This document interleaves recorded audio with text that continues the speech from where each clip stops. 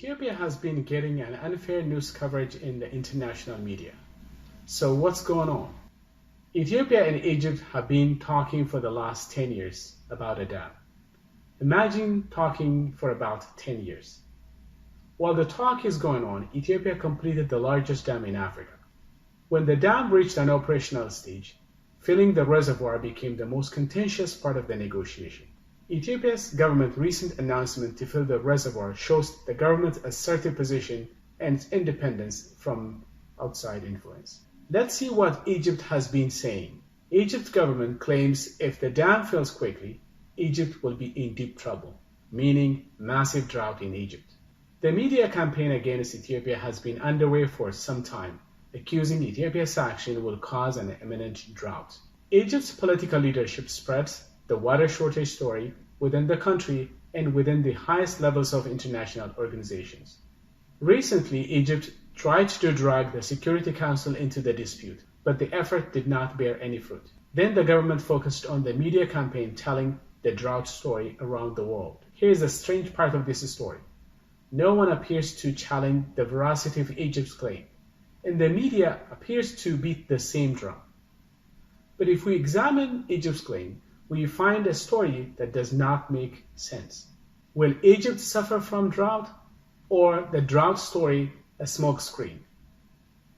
The Egyptian leadership is playing the victim despite taking the greater share of the Nile River. Now, it is time to ask hard questions. Did Egypt suffer from drought or famine more than any other country in the region? Or does Egypt feel entitled to get special treatment regarding the Nile River? How about historical injustice of water sharing by colonial powers? This is not on the news. While Egypt argues filling the dam causes imminent drought, the government diverted billions of cubic meters of water from Lake Nasser to Toshki lakes. This diversion of the Nile River into the desert was not for prevention of drought. It was government's expansion plan. Which begs the question, if Egypt diverted the Nile River into the western desert with no concern of drought, there must be surplus water for expansion. The drought story does not add up. The actions of the government does not support that Egypt has fear of drought or shortage. And the drought story could be another excuse to maintain the status quo. If Egypt claims an imminent drought, why would the government divert billions of cubic meters of water to the western desert? Listen to the Egyptian critic about the misuse of water in Egypt.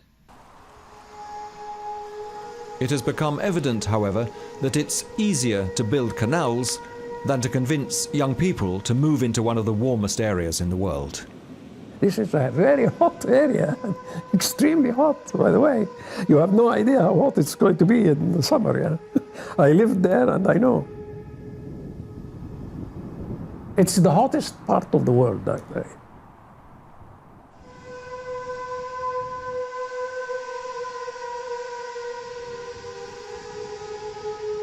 You take 1/10 of the water of Egypt to give it to few people living in that area. It's a lot of water for few people. Yeah.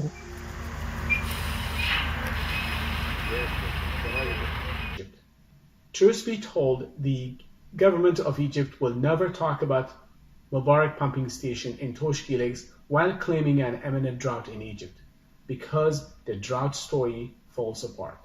Cairo fabricates a drought that never happened. But Ethiopia does not need to. The 1984 drought and famine that claimed the lives of millions of Ethiopians are part of the national history. The drought was not a scare tactic. The entire world knows it. Here are some hard questions for Egypt. Why did the government not invest in water technology for many years? Egypt does not seem prepared for such a time, might start using their fair share of the Nile water. The government does not seem to have a comprehensive plan to deal with the future of the water supply. Speaking of the 1984 drought in Ethiopia, why do I bring this horrible episode in Ethiopian history?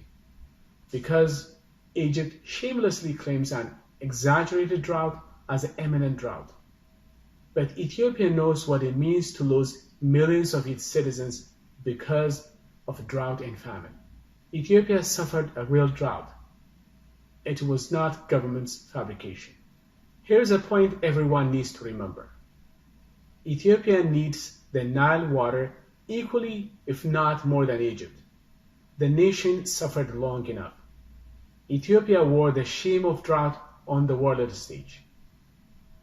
The world has seen the misery of humanity on the continent. But now Ethiopia has spoken in one voice by building the Renaissance Dam. Let no one challenge its full capacity. Let's face it, the Horn of Africa and the Middle East has its share of the desert. Egypt is no exception.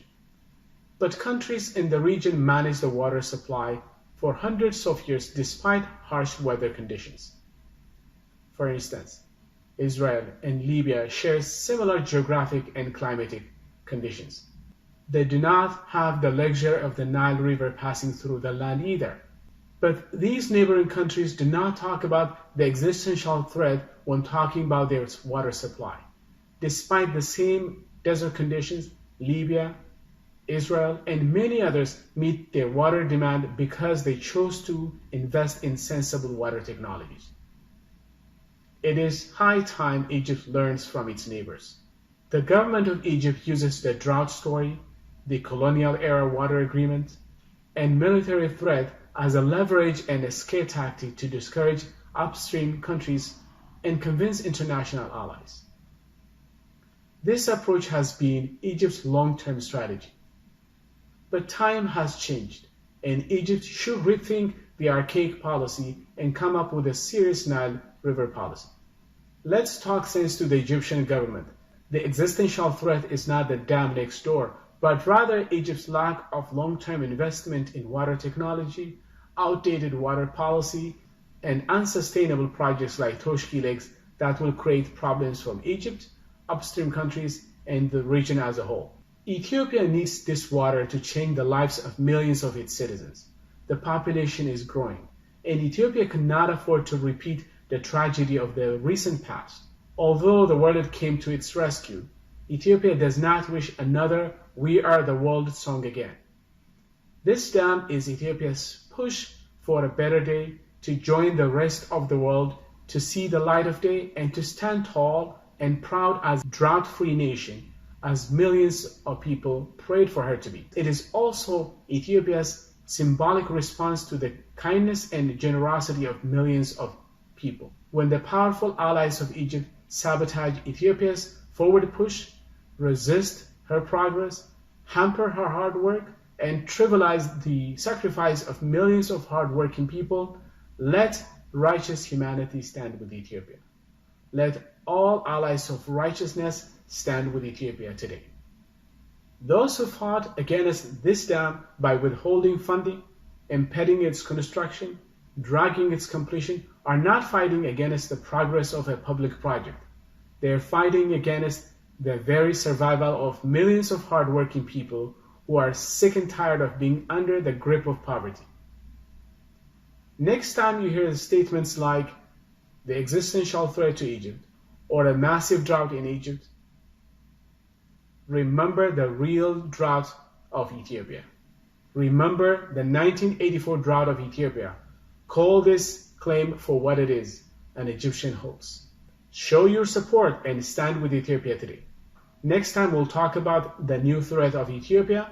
Do not forget to subscribe to this channel.